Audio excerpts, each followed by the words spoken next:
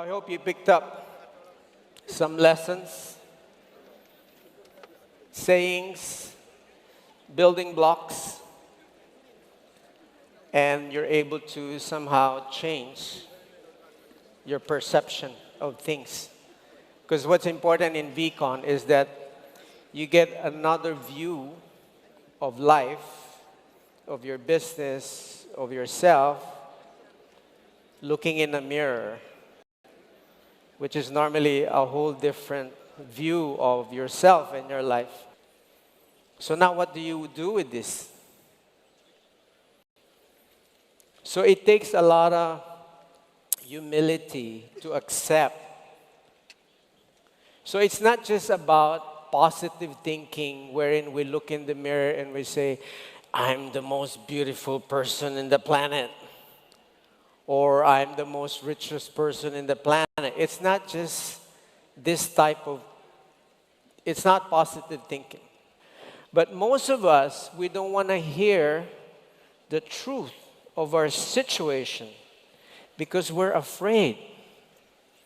Because knowing the truth requires you to make changes. You know, you have to take an action. And normally we don't want to do that. So when people tell us something, when they try to correct you, you get very upset. Why? Because you don't want to accept. You don't want to accept your imperfection. But for you to improve, what's the first thing you need to do? Accept your imperfections. And in fact, once you get through this process of accepting, hey, I'm not perfect, but I could improve through practice, through application. And if you know you're not perfect, you would also be more patient with people's imperfection. Would this be fair? Yeah? Today, we're not patient of people's imperfection. We get irritated easily when we see imperfect people. So when you're irritated, basically what you're seeing is yourself in the mirror. As networkers, okay, do you know that your main duty as a networker is to educate people? Do you know this? We're actually educators. We're coaches. And your first duty when you go home is to actually present, teach, coach people that are ignorant about the concept of this business. Not just the concept of the business, but ignorant about what potential they could make or they could have in their own lives. Because they've already accepted some false facts that they can never be successful. They already believe in that. So to actually touch their heart and change their negative thoughts, you turn that into something positive, then you're giving them life. Nobody wants to be in prison. Is this true? Anyone here wants to be in prison? But today you're in prison. And the most difficult imprisonment you're in right now is your mind. And you're not even aware that you're in this imprisonment called the mind. And this prison is so tricky because it goes with you. You know, sometimes when you're in prison, I cannot go out. I'm not free. But this prison that you have, you think you're free. That's the problem. So you're going around, walking around, thinking you're free, but in fact, you're in the prison of your mind. So everywhere you go, even if you're in Boracay, in the nice, beautiful beach in Maldives, or in some Sri Lankan nice beach, quiet place, but you still feel you're in prison. You have fears, something's troubling you, you're not happy. because you're in prison. So our duty, your duty first, is to release yourself from this imprisonment. Is my mind imprisoning me for my possible potential growth? What's hindering me? Because if you look at it, it's never anyone outside of yourself that's stopping you from succeeding. I remember before I wanted to sign up an uncle of mine who's already very successful. He runs an advertising agency, really corporate guy with suit and everything. And I was thinking, how can I present to him? Because if I present to him, he's just going to look at me because he would remember when I was still wearing my shorts. You know what I'm saying? And here I am, I'm telling him, Uncle, your work sucks. This is better than your work. It's kind of like that's what you're saying. When you approach someone who's already has a job and you're signing them up, what are you telling them? Without telling them that you have something better than their job. Is it true? Or else, why would you offer them? If you think that their job, their work is better than networking, why would you offer them?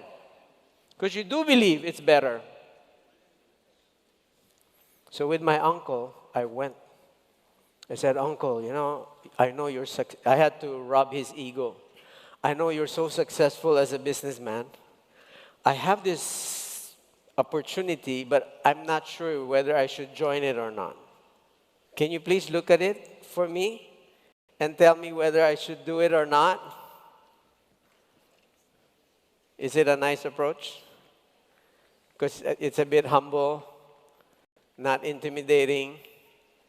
And of course, the uncle, he feels, hey, you know, I have to protect my nephew. You know, he doesn't know what he's getting into. Let me study this network marketing. I know it's a scam, you know, networking is oh, really, Uncle? I'm not sure. I don't want to join anything that's a scam. Please tell me. Okay, I'll check. So when I come back the next day, he's got a whole list of questions. And I don't try to answer those questions. I don't pretend I have, although I could answer. I say, oh, Uncle, these are amazing questions. Good thing you came up with these questions. Let me take it back and I'm going to ask the company. I'm going to ask my partner. I'm going to check it out. Then I come back with the answers. And he knows the answers are not something coming from me. He knows I took the answer and now get back. Then we start having exchanges. I wasn't just planning to sign him up. My main concern is I need practice. And what's better way to practice with? The best fighter. The people who's already experienced. Better I do my swords with them because I learn better. They'll throw more important questions, more challenging questions that would train me to be a better networker. Because if you cannot answer those questions, how can you answer the questions of most? And if you could answer the hardest questions that you are asked, the rest becomes easy. True? Most of you, you're looking at the easy people to sign up. Right? Why? You want to make money right away. Yeah. But see, the easy people, they won't really do the work. And when there's negative news, they disappear. Right away. But the difficult people, they've asked the questions. They're smarter. They've asked the difficult questions. And if they don't just believe the news, they know what they got into. And they're going to defend it till the end. Where do you find the best sailors? You know sailors? The best sailors comes from where? Rough seas. They've experienced the storm. I want to sail with them. Not with the guys who've never, Smooth sailing, no storm. That's what you want, right? Smooth sailing, no storm. And you think you're a networker, you think you're a sailor. But when the storm comes, boom, boom, boom, you fall on your ship. QNet is like your ship. Oh, there's a storm. Everybody jumps off the board. Let's jump because the ship might sink. Hello, you think you're not going to sink by swimming alone? I think I have a better chances on a ship rather than swimming by myself. So QNet is our ship. It's a ship and we're on board this ship. We have better chances of making success if we're on the ship. But most of us, when there's a slight storm, we think it's the ship that has a problem because there's water on board. It's starting to leak. Is the ship that's a problem or there's a storm? Right? So what do? We jump off the ship,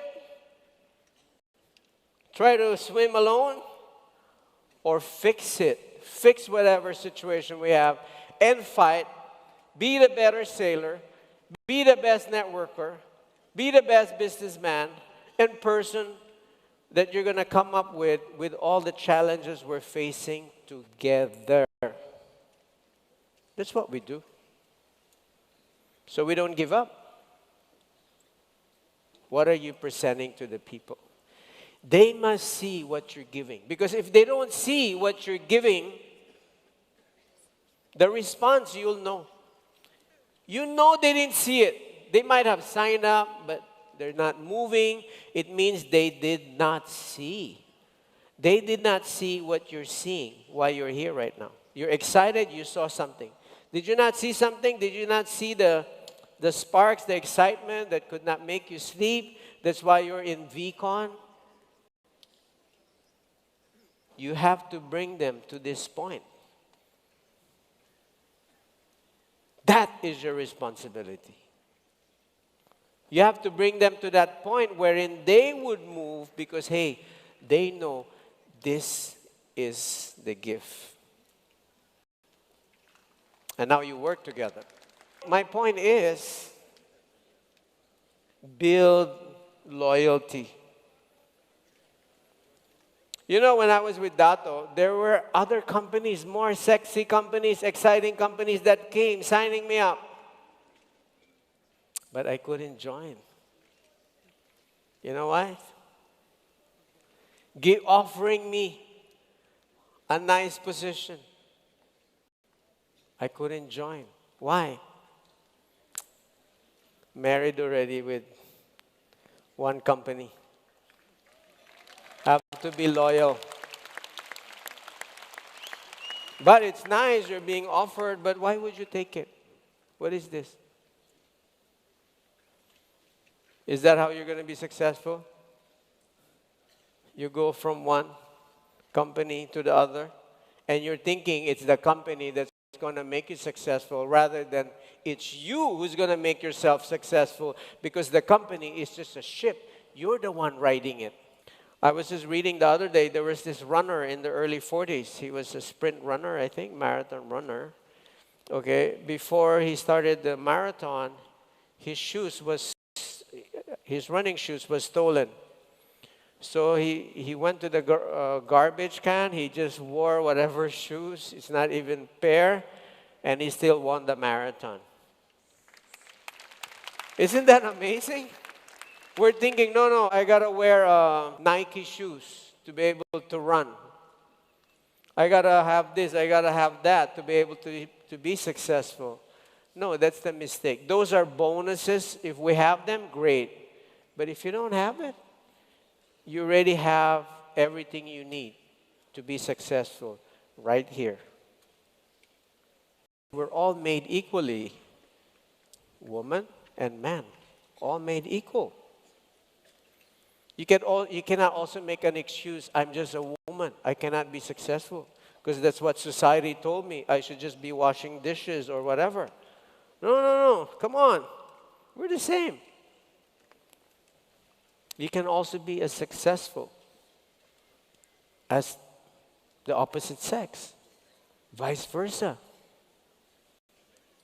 And it's not even a competition with, you don't even need, the beauty thing with success, I don't even need to compete with you. Success is for everyone. But the trick is, no one's going to come and give it to you. You got to fight for it. So really, it's everything we talk is the same. You guys, you have it. You have the talents. You just come here to be reminded of this. Learn how to present it in a way, like a package, so people can see. And don't be afraid. What's the worst thing? They lose, not you. What's the worst thing could happen? They didn't accept it. So who's lost? You or them? But you're thinking it's your loss. No. I'm telling you, there's like 6 billion people in the planet.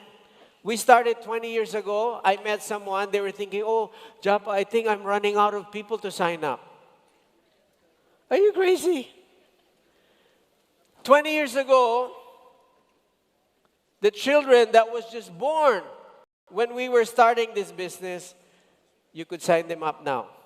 So you gotta widen your eyes. Your next chief. You want chief to be your downline? Yes. You can't. He's taken.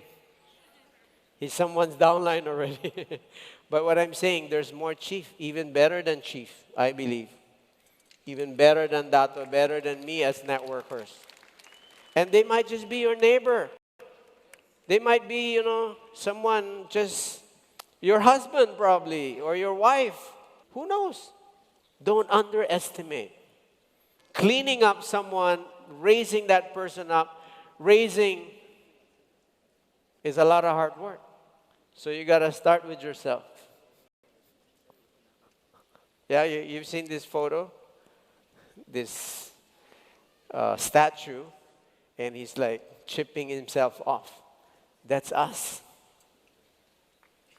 We do that, we're on our way to success. That's the only thing you need to do. Okay, thank you so much. Struggles off the shoulders, we don't do it, Victoria, so I don't